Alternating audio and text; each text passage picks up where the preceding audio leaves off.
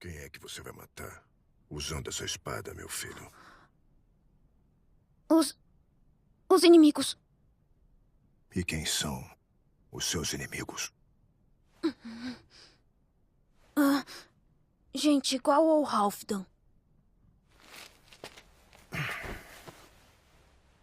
Escute com atenção, Thorfinn.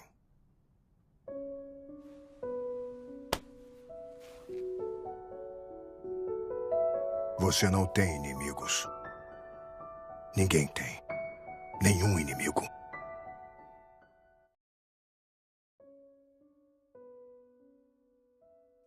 Thorfinn é um dos protagonistas mais densos, contraditórios e transformadores da ficção moderna. Em Vinland Saga, sua jornada é marcada por um arco dramático de rara complexidade. Ele começa como uma criança inocente, perde tudo que ama, se torna um assassino, obcecado por vingança e finalmente se reconstrói como um homem que busca a paz em um mundo moldado pela guerra. Ele não é herói nem vilão, ele é humano. E é justamente nessa humanidade, cheia de dor, ódio, amor e dúvida, que repousa o brilho trágico de sua trajetória. O personagem carrega mais do que um nome, carrega o peso simbólico de um mundo em transição. Nascido na gelada Islândia, filho do lendário guerreiro Thorfinn cresce sob o eco dos gritos dos campos de batalha, mas também sob a sombra de um ideal mais elevado. Seu pai, ao abandonar a guerra, se torna símbolo de uma filosofia que Thorfinn só entenderia muito tempo depois, muitos anos depois. Uma filosofia que rejeita a lógica dos inimigos e da violência. No início, Thorfinn não compreende esse ideal. Quando Thor é assassinado, ainda nos primeiros episódios da obra, o jovem herda apenas o trauma e a espada, não os valores. A partir daí, Vinland Saga se torna o palco de uma longa jornada de autodestruição e, posteriormente, de renascimento.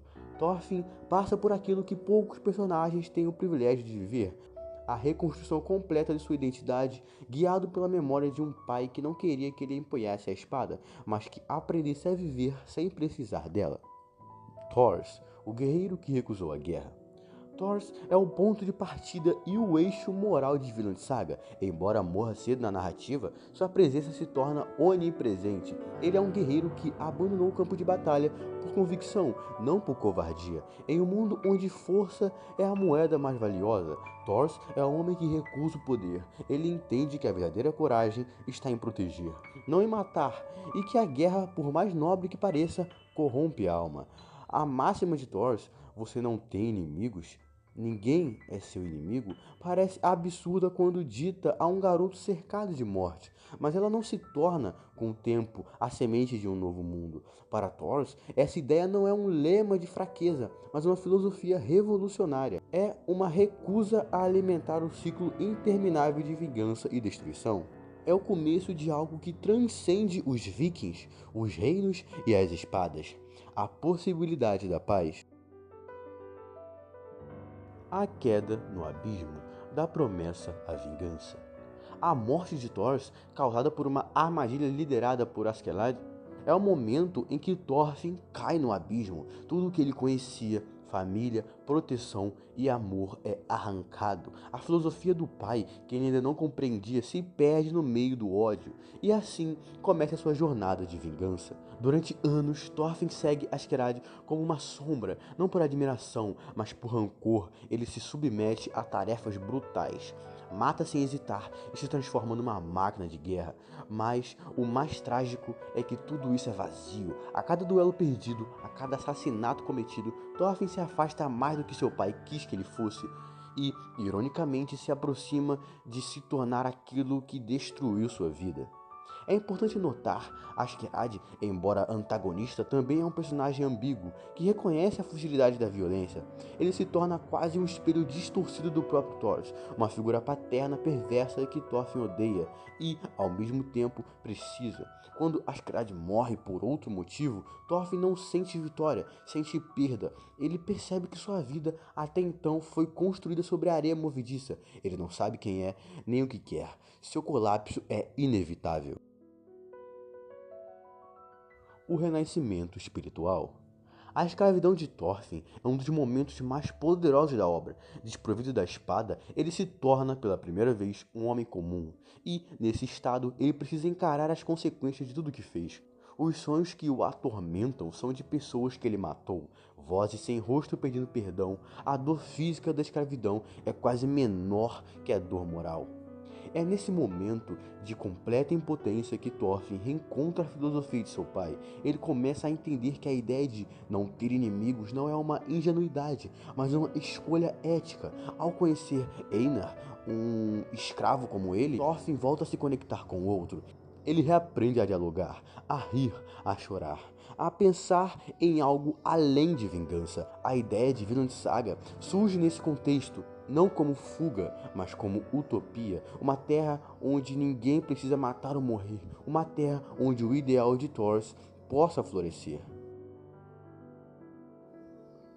Vencer sem matar.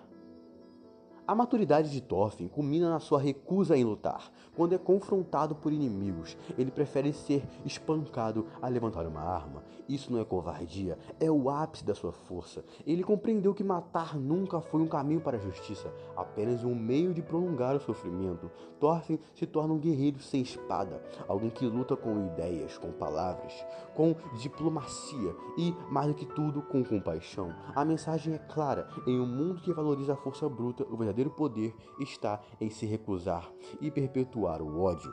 Thor morreu cedo, mas sua filosofia sobrevive não apenas em palavras, mas em ações. Thorfinn não apenas repete o que ouviu, ele vive o que aprendeu, e isso é o mais difícil. Vinland Saga mostra que ser bom não é fácil, é uma escolha constante, um desafio diário. A paz, como Vinland, não é um lugar que se encontra, é algo que se constrói com esforço, dor e esperança. Thorfinn é um dos personagens mais profundamente transformados da ficção contemporânea. Sua jornada, guiada pela filosofia de Thor, é uma crítica à glorificação da violência e uma defesa apaixonada da humanidade. Ele começa como um garoto perdido na raiva e termina como um homem que escolhe a paz. Não por fraqueza, mas por sabedoria.